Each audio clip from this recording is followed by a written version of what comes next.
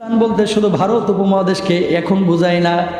ভারত হিন্দুস্তান বলতে এই বাংলাদেশকেও বোঝায়, হিন্দুস্তান বলতে শ্রীলঙ্কাকেও বোঝায়, হিন্দুস্তান বলতে মিয়ানমারকেও বোঝায়, হিন্দুস্তান বলতে নেপালকেও বোঝায়, হিন্দুস্তান বলতে পাকিস্তানকেও বোঝায়। সাংবাদিকতার কালচার কি, এটা কি তার আদর্শর কি নেই? ভারতীয় সাংবাদিকদেরকে বলতেছি যে আপনারা সবাই ময়ূক নাকি, বা আপনারা সবাই এরকম মৃগী রোগী নাকি? আপনারা যদি মৃগী রোগী না হন তাহলে এই ময়ূকরে থামান। অপমান অপদস্থ হয়ে বিদেশ থেকে চলে আসতে হলো তার।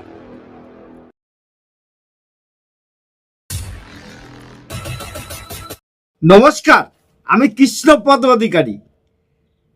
আমার ছোট্ট একটা ইউটিউব চ্যানেল আছে, চ্যানেলটার নাম don't care, Facebook page Krishna Krishna.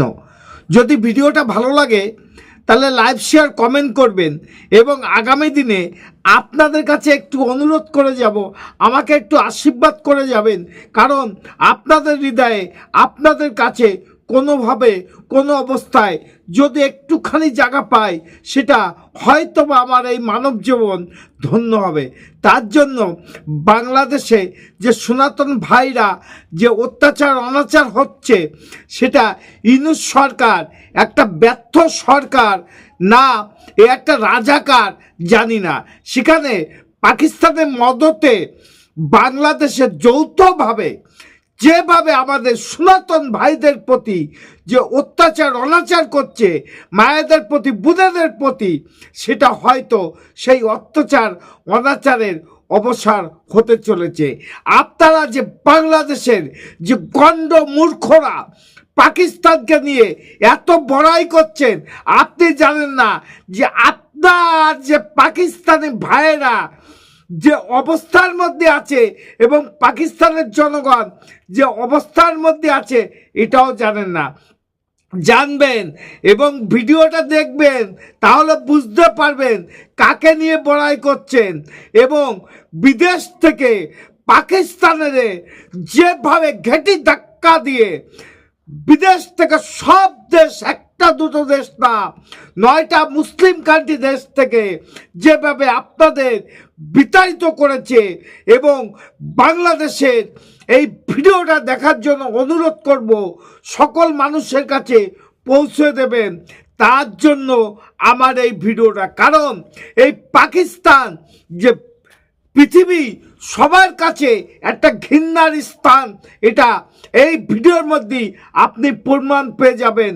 কারণ যে অপমান অপদস্থ করে যেভাবে বিদেশ থেকে, ইসলাম কান্ট্রি থেকেও পাকিস্তানকে বের করে দিয়েছে, এটা একটা নজিরবিহীন ঘটনা।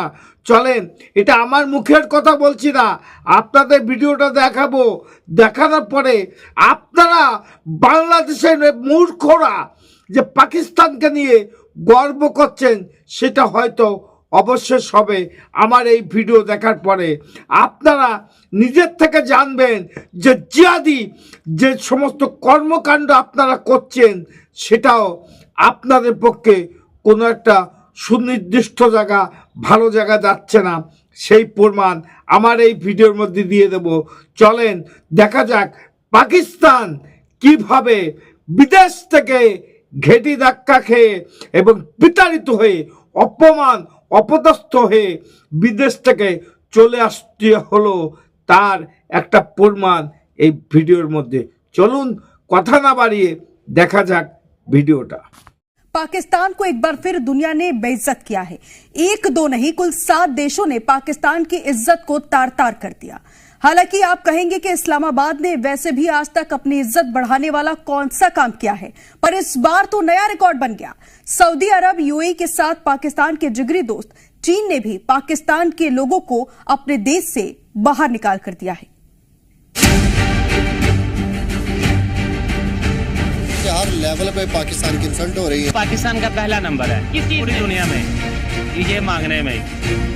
सऊदी अरब के साथ 7 देशों ने पाकिस्तान को फटकार लगाई। सऊदीया में और दुबई में जो है ना, आपके कुछ ग्रुप जो हैं वो पकड़े गए, जो यहाँ से लोगों को लेकर जाते हैं।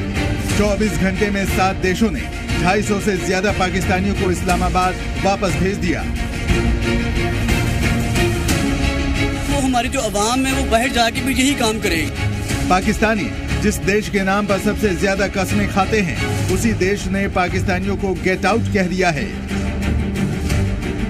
सबसे अधिक पाकिस्तानियों को सऊदी अरब ने इस्लामाबाद डिपोर्ट किया है, लेकिन बाकी मुस्लिम देश भी पीछे नहीं हैं। सऊदी के अलावा यूएई और चीन से भी पाकिस्तानी नागरिकों को निकाला गया है। इसकी वजह है उनका गैर कानूनी काम करना, जिसमें सबसे पहले नंबर पर है भीख मांगना।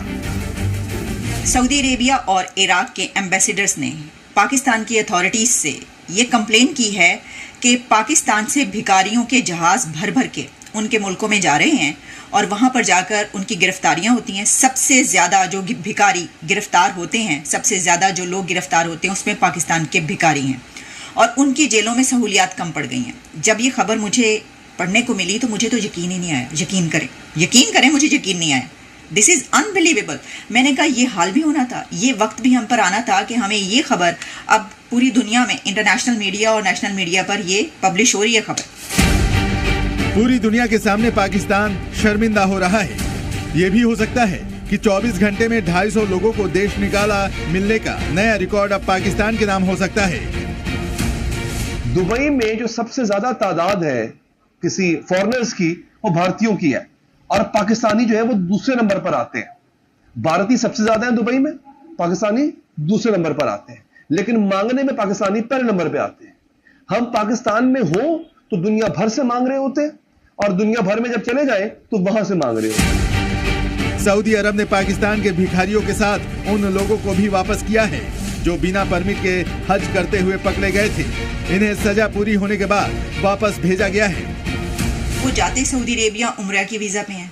अब वो भिखारी ही कोई उम्रा का वीज़ा लेके वहाँ पे जाता है, या आम लोग उम्रे के लिए वीज़ा लेके वहाँ पे जाके भिखारी बन रहे हैं, या फिर ये स्ट्रेटजी है कि भिखारियों बाहर जाओ और पैसे जमा करके लाओ, क्योंकि दूसरे तरीके से हमें कोई पैसे नहीं दे रहा।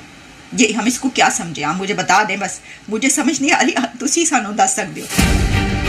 सऊदी अरब के बाद यूएई और चीन जैसे देशों ने भी पाकिस्तानियों को वापस किया है। कुछ देशों ने वार्निंग देकर इन लोगों को वापस भेजा है। हालांकि इस बात की उम्मीद कम ही है कि पाकिस्तानी या फिर वहां की सरकार ऐसे मामलों से कोई सबक लेगी।